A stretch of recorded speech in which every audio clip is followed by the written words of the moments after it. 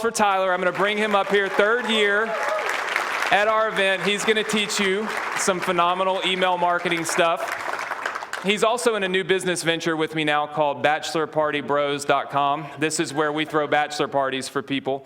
We're very good at it. We excel at that. We excel at it. We're very good at this, but for today we'll stick to email marketing. So everybody, Tyler Devin. Thank you.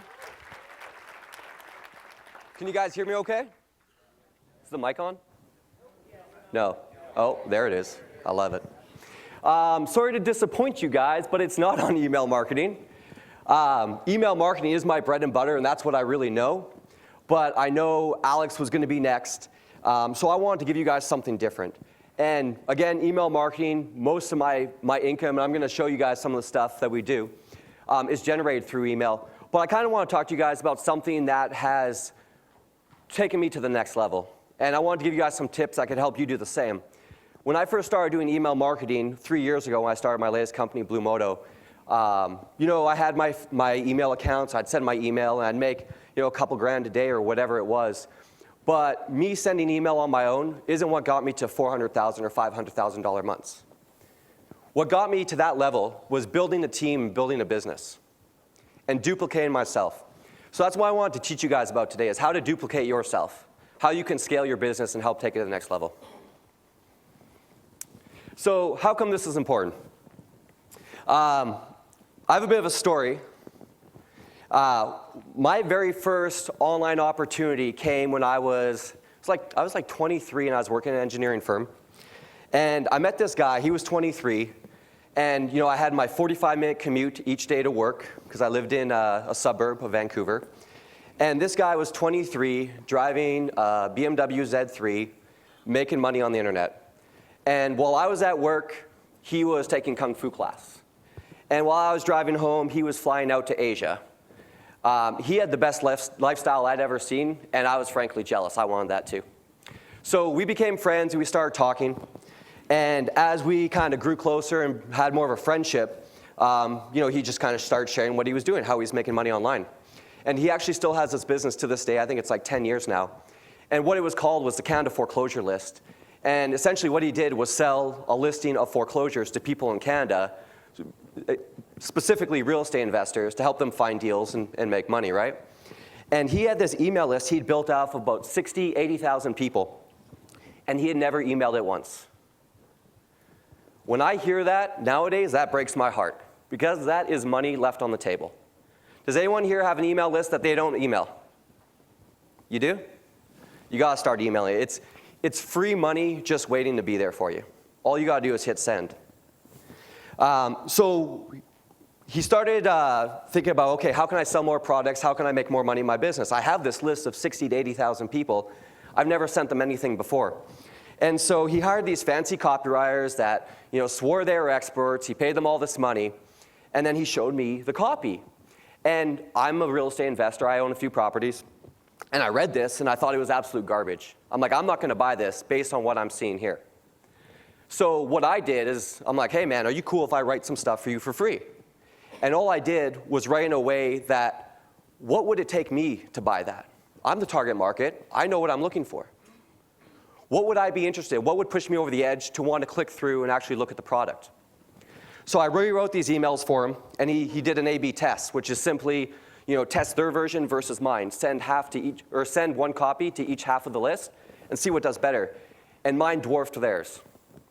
And it worked out really great for him because I'd write copy for him, and for free, because I thought it was cool and I thought it was hilarious. And I'd write copy for him, and he'd send it out and make money. And then I'd go for dinner with him once a week. It kind of worked out well, especially for him, right? So a few months go by, and eventually he's like, hey, man, you're doing this work for me. How would you like to get paid for this? I'm like, shit, that's even better.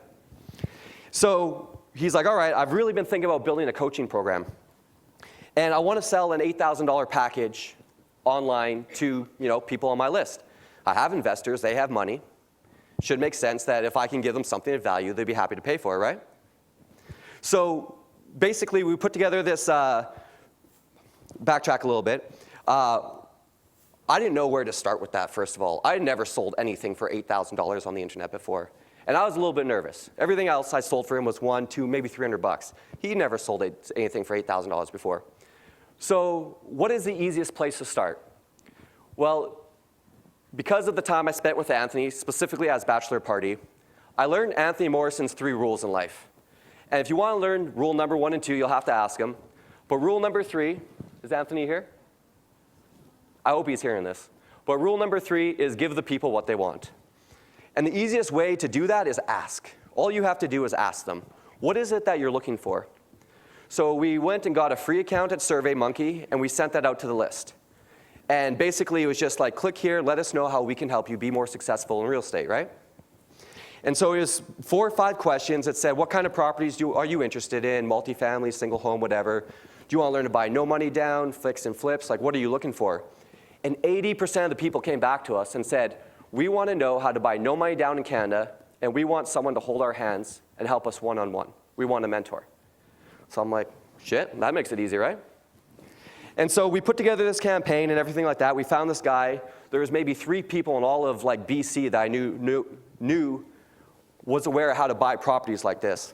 Because it's very different buying real estate in Canada compared to America. If you talk to a broker or a lawyer, generally they'll tell you it's illegal. But there are ways to do it legally, and this is a guy who knew how to do it. So we put together this webinar. We do everything we think we should do in order to sell something for $8,000 online, right? We put together this webinar. We're promoting for 2 weeks. We're sending to this list of 60, 80,000 people. And after 2 weeks, I only have 100 people registered for this webinar. And I'm worried because I feel like I'm dropping the ball right now. And then there's the day of the webinar. And I don't know if you guys are familiar. First of all, I'm not a Morrison. I don't have 1,000 people fighting their way to get on my webinars, especially at that time. I was a nobody. I had no experience in real estate. I knew a little bit about marketing, but I was overall disappointed. We got 100 people. This is not looking good. And only 20 people showed up for the actual webinar. I'm thinking this thing's bombing, right? So we do our presentation. We tell people how much it's going to cost them. And at the very end, there is 3 applicants, and 2 of them don't have any money. So I have 1 serious lead to work with. And I thought this whole thing had totally fallen flat on its face. It didn't work out. But in a last-ditch effort, what we did is we put a replay of the webinar, and we put it live on the website. Are you guys all familiar with webinar replays? Yeah? I know. Anthony's, I haven't seen his webinar yet, but Adrian's, I get him like every day. I get an email from Adrian. Check my replay. And what happened out of that is we started emailing the list, the replay, and we went from having 3 applications to having 300. We increased it 100 times just by pushing the replay out there. So the big thing I learned right away is not the same thing works on every single list. It's really list dependent. What works for someone else might not work for you and vice versa. I learned that I should never put another webinar again. There's no point. I might as well record the video, not worry about the stressful live day of making sure everything goes perfect, and just put the replay out there. So this is good, right? We got 300 applicants now for our coaching program. The guy can only take on 8 spots at the time. And within the first 20 phone calls, granted 5 people didn't pick up the phone, I had sold all 8 of those packages in like the first week or 2. We had now done 64 grand in the first month. I never saw money come in like that before in my life. I was working at an engineering firm for $23 an hour at the time. And I made more in that time period than I would have in the next two months of my job. It was awesome. So the reason I tell that story is because as good as that was, which was pretty damn cool, right? Make 60-some grand in a month, was because I didn't plan for success. And that's how come this is important. I had 300 leads. I only went through 20. How much money did I leave on the table? A lot, right? By not talking to all those people. By not having other coaches in behind that could help carry the weight. Or not having some sort of other model where I could actually take advantage of all the value that was created, all the potential that was created. So as much as it was good, it wasn't great, and it really could have been. So that's how come this is important. I really want to impress upon you the importance of planning for success. I feel like when so many people start a business, they almost like plan for the worst. They're like, oh, I got like this much time and these many hours in a day. And that's important, and it shouldn't be overlooked. But what happens to the upside? What happens if you become the next Michael and your store blows up? and you're doing like phenomenal days, just crushing it, doing 100 grand or 250 grand a day, what are you going to do then? You're going to be scrambling. So it's important to plan for success, and that's how come I wanted to talk about this. So first of all, what do you want? True business or self-employment opportunity? Do you guys know what I say when I kind of put those two distinguishations up there? So a true business, how it's defined to me, is a business that you don't need to be in daily to have it at least maintain, if not grow. Meaning you can walk away for 3 months, you come back, it's still there, it's making you money, it's generating profit for you. Where a self-employment opportunity is the opposite. If you're not running Facebook ads and you walk away, you're not making money, right? If it's only centered around you. And to really scale and grow, and there's nothing wrong with that, and that's generally where everybody starts. That's where I started for sure. But to get to that next level, you really need to think about scaling outside of yourself. So who am I? Entrepreneur, email marketing company. I have a team of 10 guys that send emails 6 days a week. They love it, I love it. Have a few Shopify stores. Do some real estate investing now. I run a podcast. It makes me no money, but it's a lot of fun. And I have 3 companies with a team of 34 now, surprisingly. I just figured that out yesterday. People around the world that is all run remotely. Meaning we don't have an office, everyone works from home. It's a great thing. But 34 people is a lot to take care of. So here's some of the stuff my team's achieved. And I'm especially proud of this because this happens without my day-to-day involvement. Like when I was away for Anthony's awesome bachelor party for 2 weeks, I barely talked to my team at all. And things were able to run and make money without me. And it was phenomenal. So here's some of our affiliate accounts. This is all through email. So this account's 450 grand. This one's 312. That's $500,000. 800 grand, $250,000, 340, 1.3.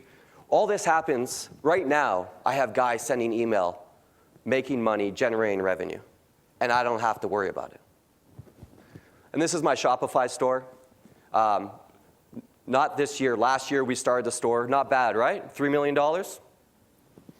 I didn't know much about Shopify. I got to give credit to Adrian, actually. There's no way we would have been able to do it without him. He actually almost like forced me into it. He's like, dude, look what I'm doing. I'm like, that's awesome. So question for you. Could I do this all on my own? Hell no.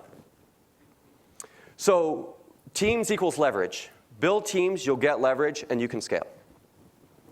So challenges of working remotely. I better hurry up. You can't see what's happening. When everyone's around the world at home, you don't know what people are doing or if they're even working. So a simple tool I use is I just watch for engagement.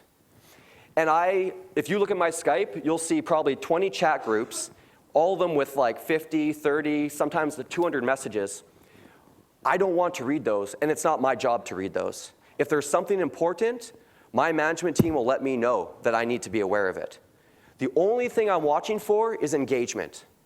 Are people talking? Are they working together? Are they solving problems?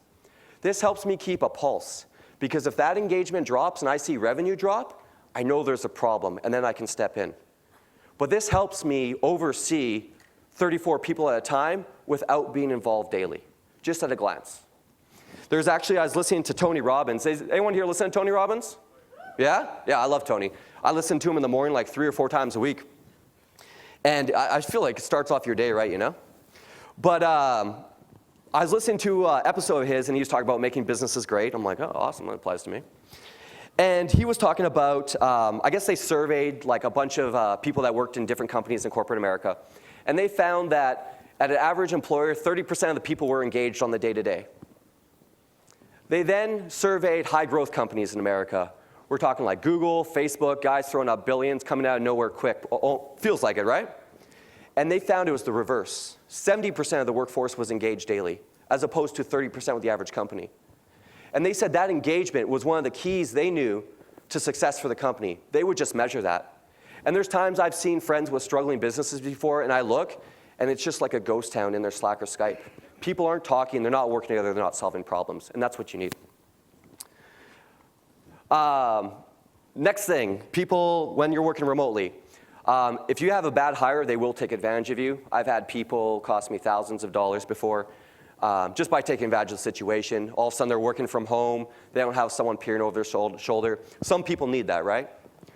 But even if you have a good hire, when someone comes to me up front, when I first bring them on, it's so easy when you go from a corporate job, maybe you're sitting in front of a computer all day, now you're working at home, right? You have kids, you have a dog, you have the TV right there, you have your Xbox over here, your friends are calling you, be like, hey, can you help me move on Tuesday? It's so easy to get sucked in to want to do that because you're available. You're not available. You have a business to grow and run. And so when I bring people on, I let them know up front, I'm like, hey, prepare for this because this is what's going to happen to you. That way, at least they have something to, they're like, oh yeah, Tyler told me about this. And that way they're prepared and they can set an expectation with their spouse or their friends or whatever it is. But they need to because a lot of people just aren't used to working from home. I know when I first when I left my engineering job and I started working on my own, I took a one-way flight to San Diego and didn't come back for 6 weeks. And that drastically affected my income negatively. So it's so easy to do. The other thing I say is, do you have a kind of an office space at home to work at? Because again, if you're in front of the TV or you have to babysit your kids at the same time, you're not going to be as effective. And it's still a job at the end of the day. You have things you have to deliver on, right? The other thing, the last thing that I think is a big key of challenge or working remotely is so much like when you're sitting in front of Skype and you're sitting in front of Slack, a thought comes, at least for me, a thought comes to my head and I just start typing. And I'm shooting messages here and there, asking questions, want to know what's going on sometimes, right? The negative side of that is, maybe my girl Natalie in Alberta, maybe she had a fight with her spouse this morning. I don't know. And maybe I shoot her a message and she's just feeling off. And she gets that message and it affects her negatively because all of a sudden I'm here demanding things from her. That's not my intention, but it's so easy for that to come across when she can't hear the tone of my voice. She can't see me like waving my hands around. And so you have to be so careful with how you communicate when you're working remotely because it's so easy for things to be taken negatively. Couple of things I do is I am known to constantly be throwing a flexing muscle in my Skype chats. Like that's how I finish all my chats, with a flex or with a thumbs up. Just because I feel it lightens the mood. The other thing, yeah, that's right. The other thing, and Gabe and Adrian will attest to this, I will blow up your phone all day. I will call you because I want you to hear my voice. I want you to hear how I'm speaking to you and where my intention's coming from. So where to start? Where to start? Here we go. Start with great people. That is really the key to start. If you don't have great people, even though your product may be good and other things may be good, it doesn't mean you're going to go anywhere. But great people can really help you go to the next level. And I got an example of that in a minute. The opposite of that is terrible people, right? A bad apple or a bad hire. I was Googling online being like, what is the cost of a bad hire? Because I wanted to have some statistic for you guys. And then it kind of hit me like, I feel like if you're doing less than 50 or 100 million a year, you're probably a small business. So what is the cost of a bad hire for a small business? I would argue it is your business. It could cost you your entire business by hiring the wrong person. They could run off with it. I actually had one of my VAs, her brother got mad at her one time.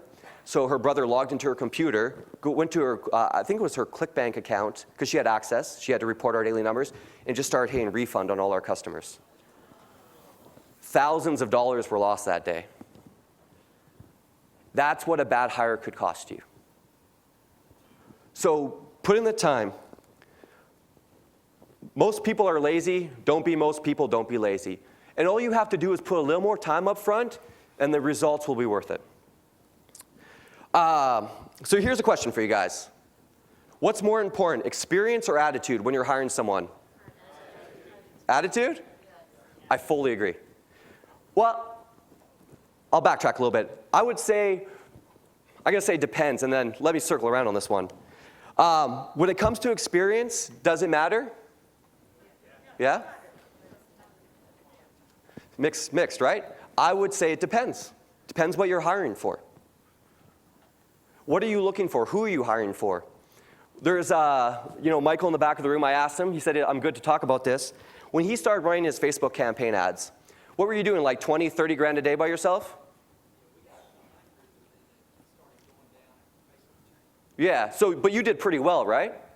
And then you went out there and you hired someone who could take you to the next level, someone with experience. And then he got you to 100, 150 grand a day. That's what someone with experience can do for you. It can 5x your business. Ask Michael. On the downside, hiring someone with a lot of experience is not cheap. He wasn't cheap, was he? 5 figures a month? How much did he cost you to hire that guy? Yeah, so starting out, you might not have that. So you got to kind of start with what you got, right? But the potential is there. But attitude, bar none, 10 times out of 10, you always want to hire people with a good attitude. I have a little thing my business coach gave me. It's the skill versus will table. On it, you have 3 columns, and then you have an A player, a B player, a C player, and a D player. You then have a skill column and a will column. I always use this when I'm talking to people because I want to gauge where they're at. It also gives me insights to what I can expect from them and whether they're going to be a fit for the team or not. So an A player is someone with high skill, high will. This is like Michael's situation where he hired that consultant, right? Helped him 5x his business. Lots of experience, knows exactly what he's doing, knows exactly how to grow it. And so that's great. That's high skill. High will, this guy's driven to succeed. He's driven to deliver for Michael. Michael's paying him good money, and the guy doesn't need motivation. He's got what it takes. He wants to bring that in. So that's an A player. The great side of an A player can do drastic things to your bottom line. The downside of an A player, he's going to cost you buku dollars. It's not going to be cheap. B player. B player is one of my personal favorites, and I'll explain a little bit more later. But B player is someone with a low level of skill. They might not have experience in what you're doing or what you're part of the business, but they're just as driven as an A player. And the great thing about that is they'll cost you 50 to 75% less because you're teaching them from the ground up. And if you have systems in place and you can put that on someone else, and as they deliver for you, as you grow, absolutely pay them more. But they don't have the experience. They can't demand the dollars up front because they're just not worth it yet. C players and D players, I don't really care to talk about them. They're basically people with low will. Don't waste your time. Our policy is no C or D players allowed. Where to start?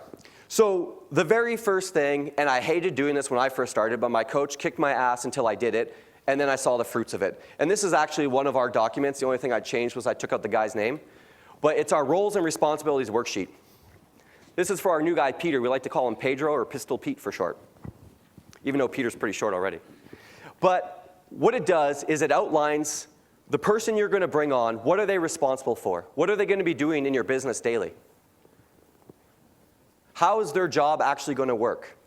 And the reason this is important, because I know so many entrepreneurs, when they're first starting out, they start getting overwhelmed, they got a lot of shit to do, and all of a sudden they think about, oh, who could I hire help me? Or who do I know I could hire who can help me? And they think about their friends and family. That's where they go first. That's not the best option.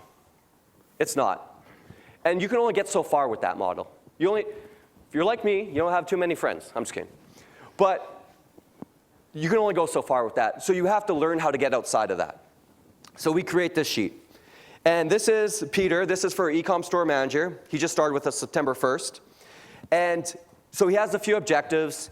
Basically, manage the day-to-day needs of the store, oversee and support the outsourcing team. So we put on our sheet who's responsible to report to him. That way he knows where he falls in he just knows the flow of information, where it needs to go and where it needs to come from. And we tell people up front so they're aware. The other thing is we make him the first line of defense in any questions that come up. I don't want to know the day-to-day problems of the store.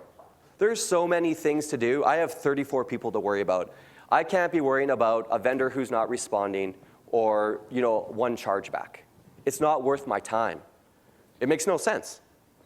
So that's Peter's job. He needs to prevent those questions from coming to me by dealing with it himself. Now, we have a weekly meeting with Pedro, and if it's still a problem after a few days, he can't fix it, absolutely, call me in and I'll help out. But he needs to take care of that up front because it's not worth my time. And that's the reason he has a job. The next thing we have is his key deliverables. What is he responsible for doing in your business every week? And this is important because when people are first starting out, they're going to wonder how they're doing, especially good people. And if you outline exactly what's expected of them, not necessarily how to do it, but the outcomes that need to happen, it just puts everyone on the same page. For us, it's 10 new product listings a week, because if you're not testing, you're not finding winners. Next, it's QC, quality control, right? Make sure the site looks good. I don't want to be scrolling through the site trying to find problems with it. Let Pedro do it. That's his job. Last is email campaigns. I gave him some basic training up front so that he knows how to send emails. And the reason I put email under his job position is because I want Pedro to pay for himself. Even though he's a manager, I want him to understand that he's responsible for driving revenue to the company. It also helps me. If I have someone I brought on, say I'm paying them $5,000 a month, but he's making me 10 to 15 grand a month, do I want to fire this guy? Never, right? He's making me money. He's an investment. And if I can tie his role to revenue, it's dead simple. It's obvious. So that's how come we did that with Pedro. So the other nice thing about this is it makes it for a great employee evaluation tool. Now, Pedro, when we hired him, had no background. Like, where do you find an e-com store manager? That doesn't even really exist. You know what I mean? Doesn't. And so good people want to know if they're doing a good job. And every week, Pedro would ask me, he's like, hey, man, am I doing a good job? And, if I didn't have this sheet, I would have to think, be like, oh, man, how are you doing? Maybe ask some people on the team, hey, how Pedro doing? Now, all we do is we go back to the sheet. And we're like, are you delivering on your 3 key deliverables every week? He says yes. I'm like, you're on track then. Makes it easy. He knows where he's at. He doesn't have to wonder, am I going to fire him? Because essentially, if he's asking me if he's doing a good job, he's a bit nervous in the back of his mind, right? He might be losing his job, and he wants this job. So it's a good way to keep people in the know of how they're doing so they can self-evaluate and say if they need to make changes or if they're on the right track. Does that make sense? Cool. So good places to find good people, outline jobs.ph if you're hiring from the Philippines, Upwork, Craigslist. I'm sure you guys have heard of this stuff. Fiverr, Indeed. My favorite is referrals. And the reason I like referrals is because good people don't want to refer crappy people. They know other people like themselves, and they want to refer good people. So it's like a pre-filter. Even though I make them go through the rest of the hiring process, there's a bit of a filter up front where they're not going to give me someone who's crap. Because then it reflects poorly on them, right? So where to start?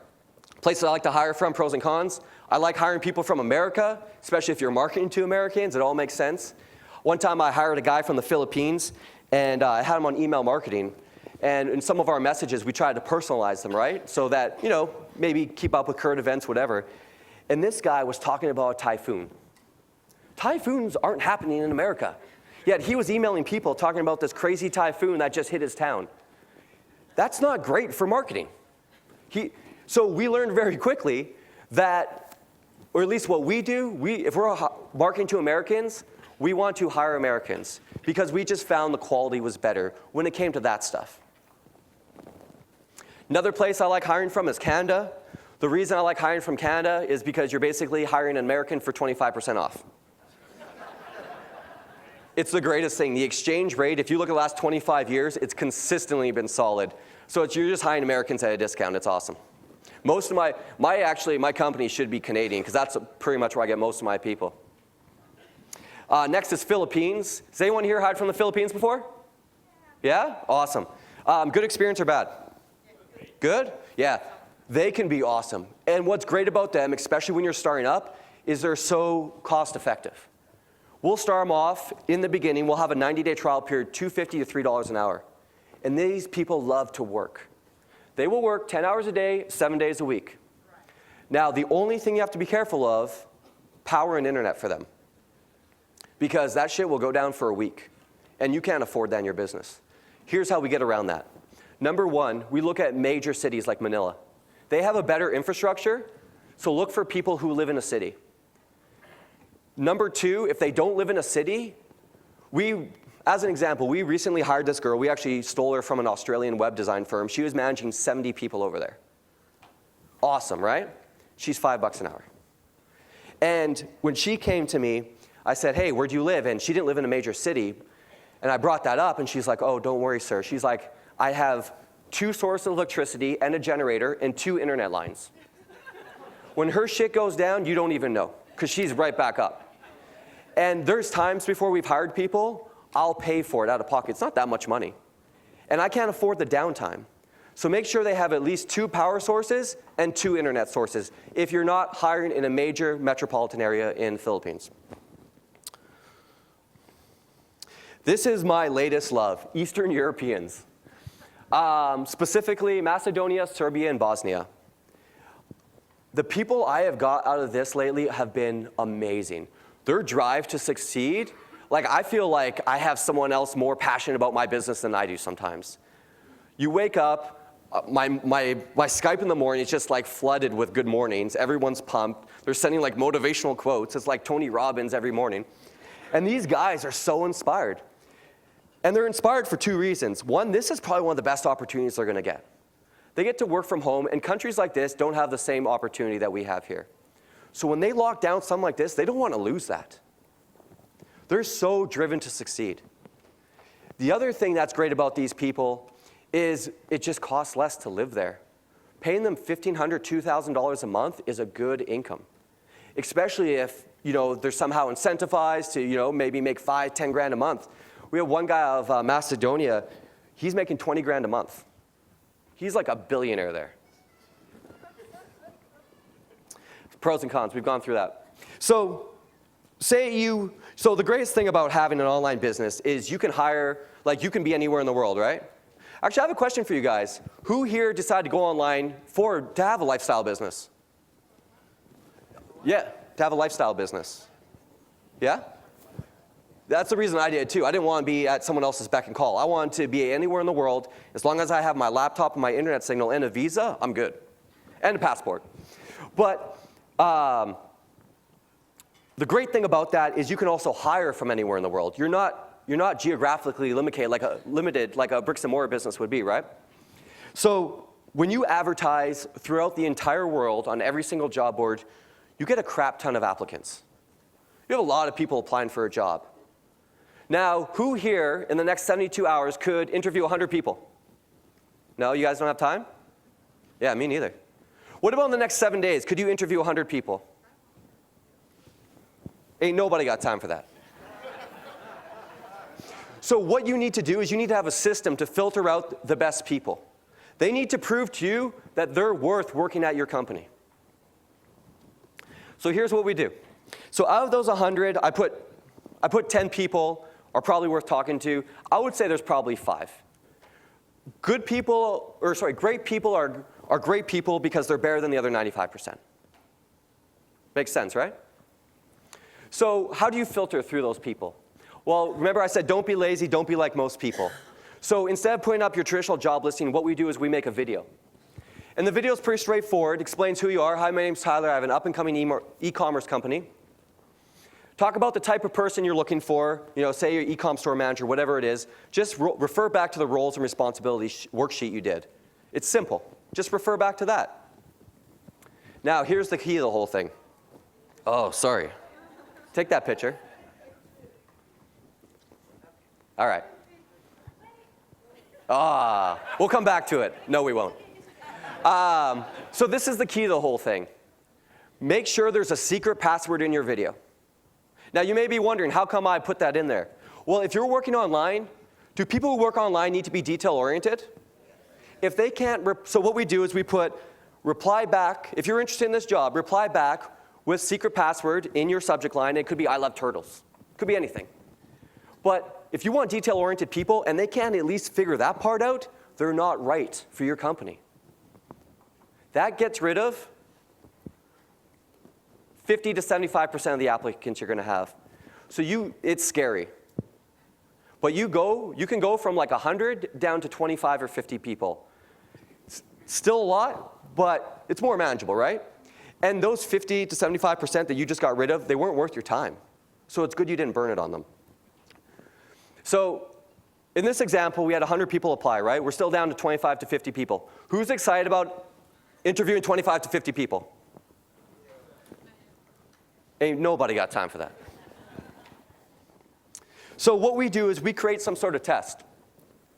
And for us, it's pretty simple. I'm going to give you an example of my email marketing business. What we've created internally is basically email marketing school. There's 3 tiers, level 1, 2, and 3, and we give them level 1. So before you're going to come, if I'm hiring an email marketer, before you're going to come work in our business, you need to go through email marketing school. That way, we're pre-qualifying people. And I'm not wasting my time with 25 to 50 potential applicants. I had another example there too. But what this basically looks like is it's a 7-part video series. It goes through email compliance. It tests them on their copywriting. And then it also leaves gaps of information, meaning we want to see how they respond in certain situations. How creative are they? How resourceful are they? You want resourceful people. And the great part about this is it filters the best people for you, because the only thing you're going to do is you're going to analyze the results. And you'd be surprised how many people won't take the test. Now, if you ask someone to take a test before they work for your company, and they're not willing to do that, do you want to hire them? Hell no. You don't want to touch them with a 10-foot pole. Not worth it. They don't have a high level of will. 2 things to look for when you get these results in. 1, quality of work. Did they do a good job? Were they able to impress you? Did they pull something out of their hat that you didn't think about? Because if they're doing it now, what could they do to the rest of your company? The other thing, speed of work. This goes back to the skill versus will. I find the top 3 people that usually get the job done the quickest, one of them ends up usually with the job because they're driven to succeed. They want to get the work done. So this process will generally leave you with 3 to 5 serious candidates. The best part about that is if the first guy doesn't work out or he gets a job somewhere else, you still have 2 or 3 that have gone through this entire interview process for you. And you've now filtered from 100 people down to 3. And it's the same process for everyone, and you didn't have to spend your time. The only thing you had to do was copy and paste some emails to respond back saying, hey, here's the test. So after you get this, you're down to your 3 to 5. I'm doing good on time, hey? You booked an interview with the first 3 to 5. And here's a tip I noticed as well. When you go to book an interview with someone who's driven, they will take the first time slot you have available. This is what they want to do. You want to hire people that want to do this, because those are people that are going to excel and make the difference for you. So going through this whole process, they've watched the video, they've responded with the appropriate secret password. I love turtles. I like that one. And then they've taken the test, and you've seen their quality of work. You now know what they're capable of. What's that? Sorry? Are you going to interview those? Yes, absolutely. You want to talk to them for sure. But what I want to get across is how much time you've saved filtering out people. And now you know how good they're going to be at the job because they've already proven it to you. So it's a good way that we use to filter to go from the world as a potential applicant to the top 3 to 5 people. So a couple of things to watch for when you're doing the interview. 1, you want to watch for attitude. Do they still carry the same attitude as you've seen with their work? It's funny, sometimes they don't. The other thing, the big thing I look for at this point, I already know they can do the job. I already know they're detail-oriented, they're driven to succeed. What I'm looking for is, how they act will it work in the company culture that I want? Will they fit in, or will they stick out like a sore thumb? Because up until now, I haven't talked to them. I don't know what they're actually like when you communicate with them. And that does make a difference in your company culture overall, right? So that's what I'm looking for. Will they be a fit? And I'll talk to those 2 to 3. I'll talk to all of them. And then I'll kind of be like, which one do I like best? Who's going to really fit here? It makes sense. The last thing I want to say is really trust your gut. Remember that during the interview process, it's like a first date, right? Everyone's on their best behavior. You're not like burping and eating with your hands until at least the 3rd date. Same with people on a job interview. They're going to show their best selves. So if there's something throwing you off up front right now, that's a warning sign. Talk to someone else. There's so many applicants out there. You have everyone in the world, potentially, who could apply for your job. Don't get stuck on one person. Feel free to move on. Does that make sense? Awesome. That's all I got. Was this useful for you guys? Yeah? Awesome. 6 minutes? Good. Man, I condensed that down. Q&A, go ahead. I would like to know how can I keep that warm environment when working remotely? Because when you're in a place where you can see your people, Yeah. have that energy, like they feel like the company's also them, Yeah, and the way they work is much better. yeah. But when you're remotely, it's kind the communication is like low. How you can keep that like motivation and that sensation that you are a team, Yeah. that you are a part of the company, even though you are not there looking to the boss and Yeah. to your teamwork. So how to handle that? So this is what we do. One is the filtering process up front. When I get to someone, oh, sorry, the question is, Come on, man. I might modify this a little bit, but it's basically how to keep the culture and keep someone in the headspace of being a part of a team as opposed to being a remote worker. Is that accurate? So what we do is part of the filtering process up front. You'll get a feeling if someone actually engages with you when they're talking to you. You just get that energy. Like this, we just hired a guy out of Bosnia. I think it's, anyway, somewhere out of Eastern Europe. And his name was Mustafa. And this guy was pumped. Like he had a date with his girlfriend that night, or his fiance. It was 11 o'clock at night, and we said, hey, when are you ready for a job interview? He's like, I'm good to do it now. Like he was in it. Like he wants to be involved. The other thing is doing what you just did. You know the energy you had when you spoke to me and how you like used your hands? Talking to them like that. Video, absolutely. Instead of sending email all the time, Communication, Skype meetings. yes. I like meetings at least once a week, minimum. Yes, he Minimum. does. He loves meetings Yeah. once a week. I attempt to miss all meetings with Doug Yeah. once a week. You want to go ahead? Do you have any recommended sources for the skills test, or do you make up your own? Make them up. Because it's very dependent on your business and what you're looking for. But make them up is what we do. Do they use time tracking as far as software? So I've looked at that before, but you know what I realized? I would never look at it. So I'm like, that's not going to work for me. So here's what I do instead. I have a Skype group, and it's a clock in, clock out. And what I tell people is, at the start of your day, just let me know you're in. At the end of the day, let me know you're out. And at the end of the week, or every 2 weeks, when all the invoices come in, I have my managers compare that with their time in, time out. And I tell people, I'm like, if you don't clock in for a day, there's a chance you won't get paid. So please don't screw this up for yourself. And so that's what we do. And that way, again, I'm looking for that engagement. I can see them clocking in and out, and then I have the managers check it for me. Does that make sense? Yeah, it does. I just hired my first one from the Philippines. Yeah. And now, because sometimes I'm shiny object syndrome and trying not to get them, how do you keep people on one task, one focus, like they're just email? You mentioned kind of one guy with different roles. Yep. Do you mix that very much, or do you? I try to keep them, so I have multiple companies, right? So I try to keep them specific to that company, but I'll give them multiple tasks in that company. I try not to pull from here and pull over there, unless I have to. But I try to keep them so they understand what they're working under and they don't get distracted. Does that make sense? Yeah. Awesome. You want to go ahead? Yeah, two quick questions. Fire. The first Repeat. is, in terms of the incentive programs, can you explain a little bit about what kind of incentive programs you do? Yeah, absolutely. So the first thing we do. Hey, repeat the question. Oh, Come on, man. I'm still learning. This is my third time, guys. I'm So, here to coach him. Don't worry. Yeah, I appreciate that. I'll help I you brought up out. your 3 rules, by the way. I only told them rule number 3. Really? Yeah, I said they have to come to you for rule 1 and 2. Oh, welcome. so nice of you.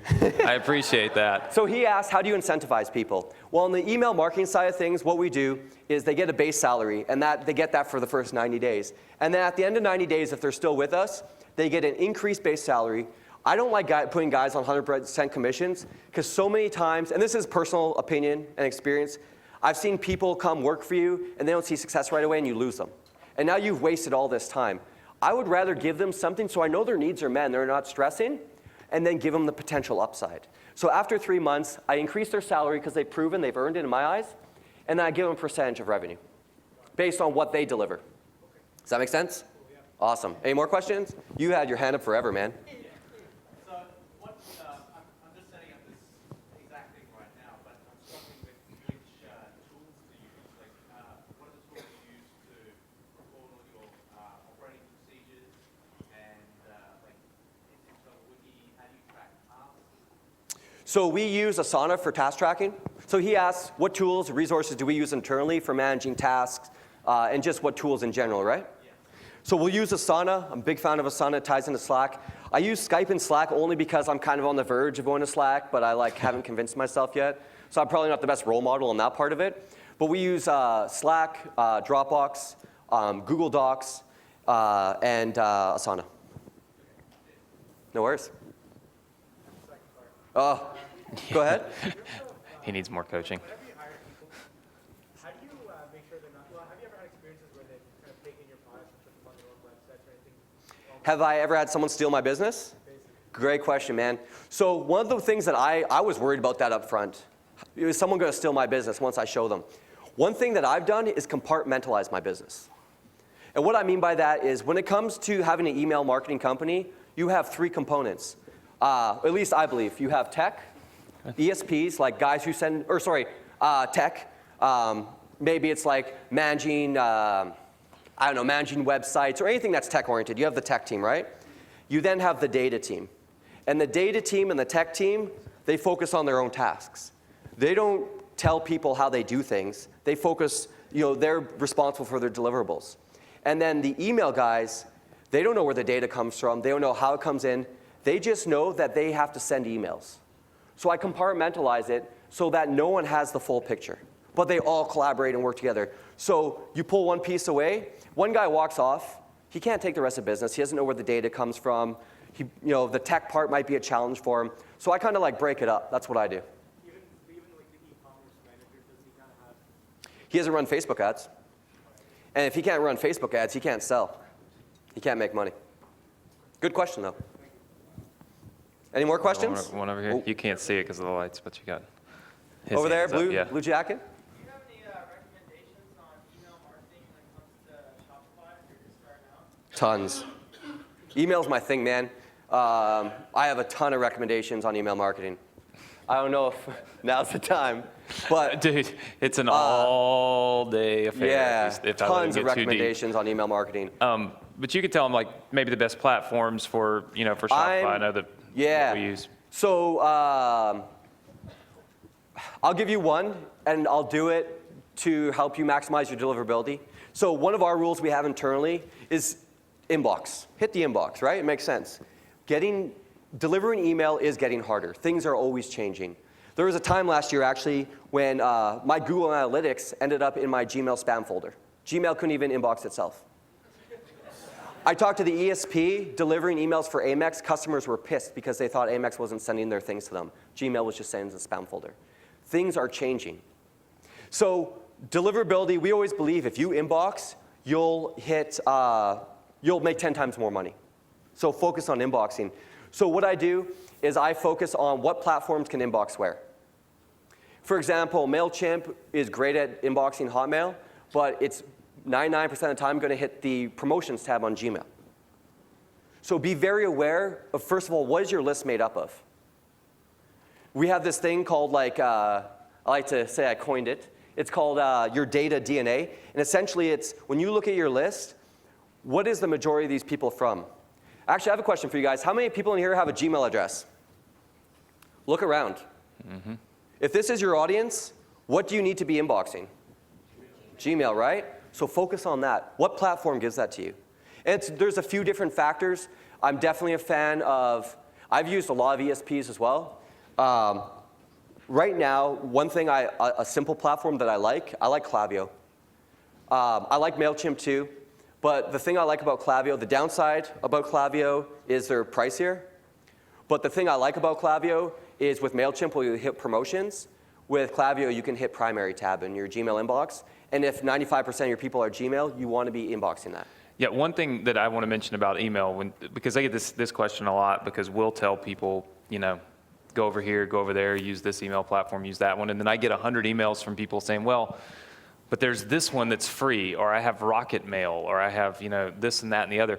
And I mean, the thing is you kind of get what you pay for, right? If somebody's charging you $4 or if you can send emails for free, likely they don't have the technology, the infrastructure, the setup, the ISPs, all these things to actually get your emails in the inbox. So there's a difference in, like what he said, inboxing and emailing.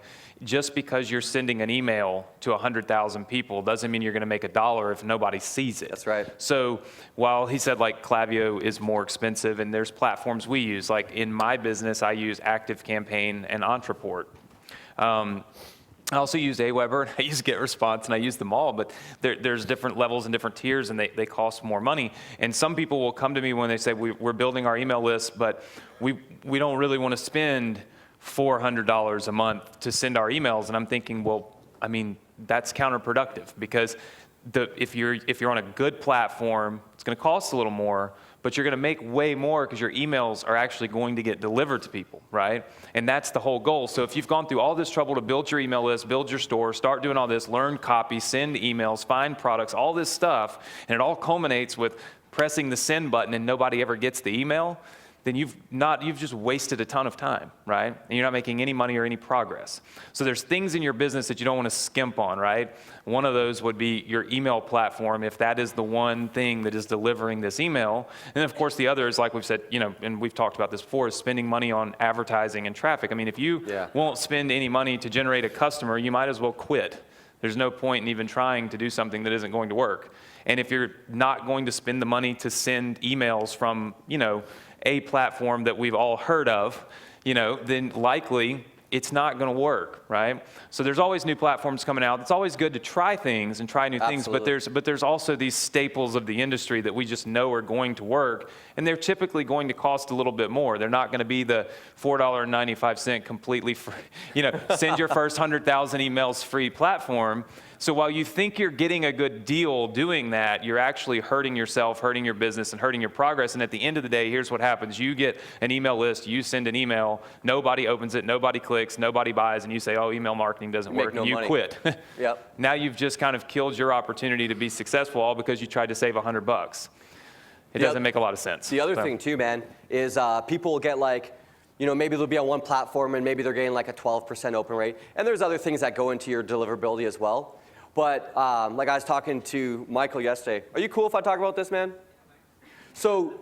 Well, he is now that you ask him in front of 200 people. That's what you do. You ask people publicly. More coaching is necessary for him. We're on year 3. He showed me an email he sent where he made $100,000 in one email. One email, one day. And if you're doing it on a platform where you're getting, say you're hitting the promotions tab with MailChimp, say you're using MailChimp, and MailChimp's good for a lot of things, right? But say you're hitting the promotions tab with MailChimp and you're getting a 7% open rate, I bet you in the primary tab it's going to double. So if he's hitting the promotions tab in MailChimp and he made $100,000, what would happen if he hit the primary tab? Double his money. So don't skimp on it. Anthony's totally right. Some things we can skimp on, other things not so right. much. All right, well, thank you so much, everybody. Did you enjoy Tyler's presentation? Very good. I'm gonna wrap it up so we can go to lunch.